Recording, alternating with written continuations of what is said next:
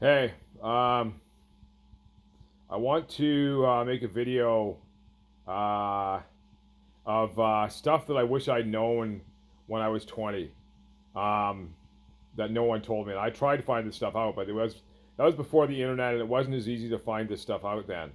But if I thought that if you're out there and you're 20 to 25 and you're wondering what to do with your life, you're wondering about a lot of things. Uh, I can fill you in with some of the answers to the questions that I had at your age, and hopefully make things easier for you than they were for me.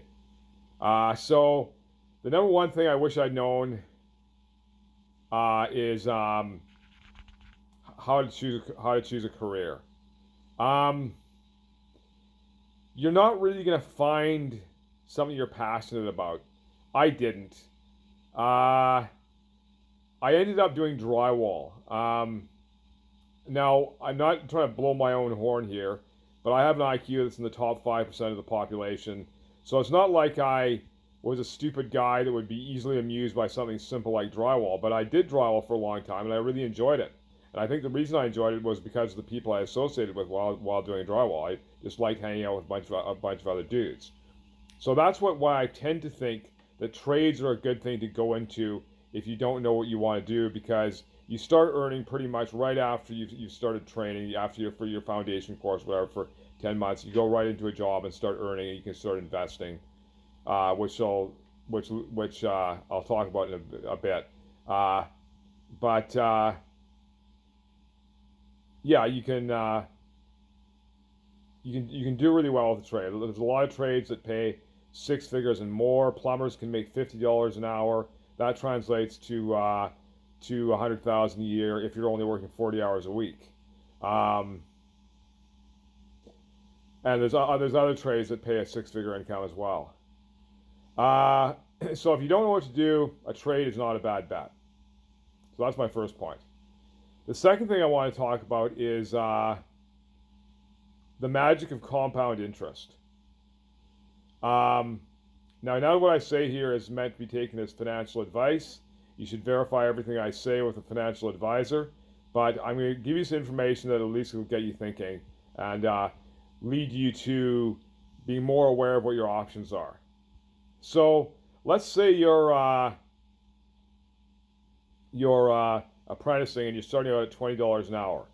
So what you're going to do, so that's going to be 40,000 a year, and what you can do is live on about, probably, if you're really careful with money, you live in a room, you don't have internet, you don't have cable, you just learn to enjoy yourself living simply, and you do that for 10 years. Then by the time you hit 30, you're going to have enough money put away that that amount will grow to enough to retire on by the time you're 65. And after that, should you choose to, you can just work part-time enough to pay your basic bills while your investment grows. You see how that works?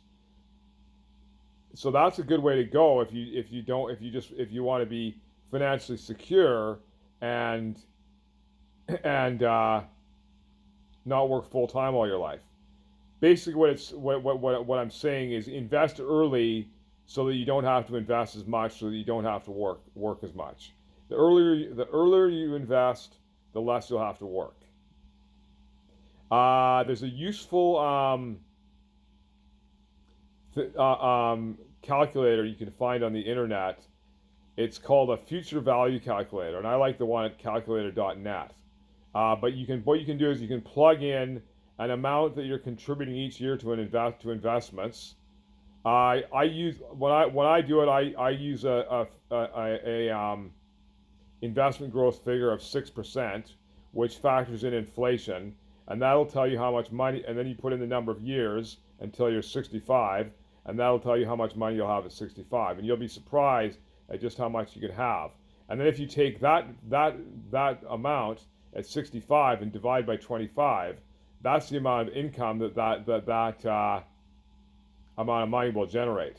And again, like I say, none of this is meant to be construed as financial advice, but it's just to get you thinking about what your options are. Okay? You certainly don't have to work for 40 years and only contribute 10% of your income to investments, because who wants to work for 40 years?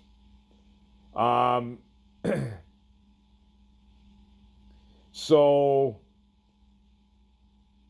then if you have an excess of money, more than you need, if you want to keep working after 30, you can start to put some money into riskier investments like crypto and stuff like that, and you'll have the opportunity to grow that money faster. So what could happen is you'll lose that amount of your investment portfolio, or it might go up by like 5 times. You don't know. You just don't know. But again, like I say, not meant to be taken as financial advice. I just want to get you thinking. Or you can just invest in traditional investments and have more money at retirement and keep working, say 40 hours a week from the time you're 30 and have a lot at retirement. Now again, investing early, investing often, you probably want to work 50 hours a week in your 20s to get a lot of money put away. Now, if you have a lot of money in the bank at 30, if you keep working until you're 40 and live on 50% of your income, even say 40% of your income, you're probably going to be a millionaire by the time you're 40. You can verify this by using the future value calculator.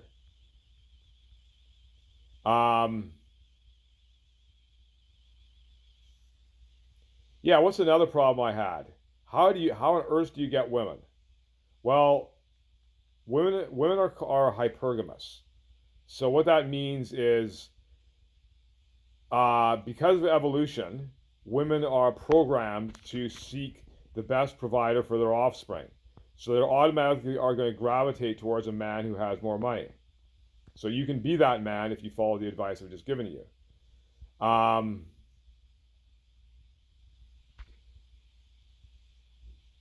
In addition to working and saving, investing, like I've just outlined, you're also going to want to go to the gym so that you look like a strong, fit, capable provider.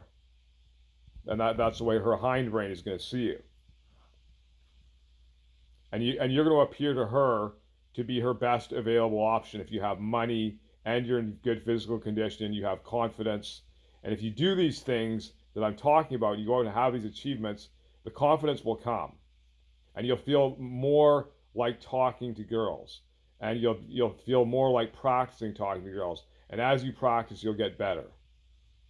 Other than that, how you dress matters. Dress well and have a decent looking car.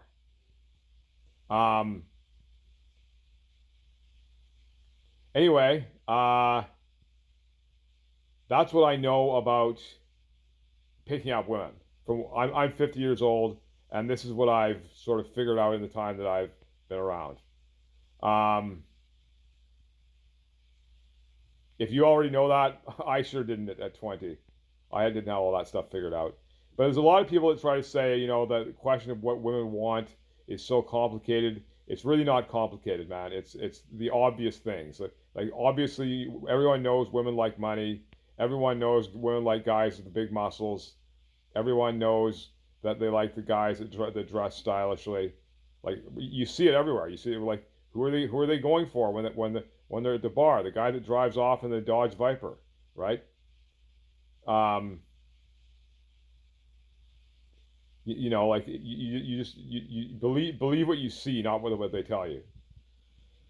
Other than that,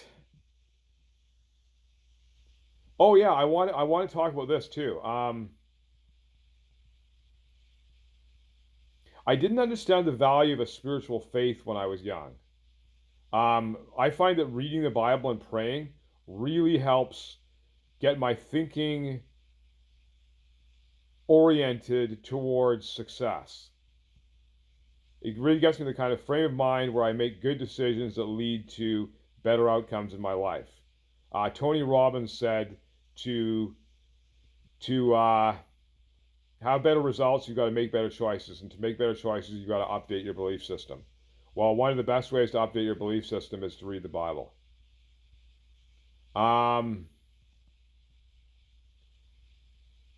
What else do I know?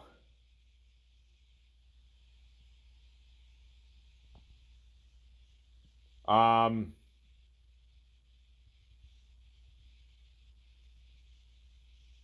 yeah, live with integrity. Never compromise your integrity. That's absolutely key.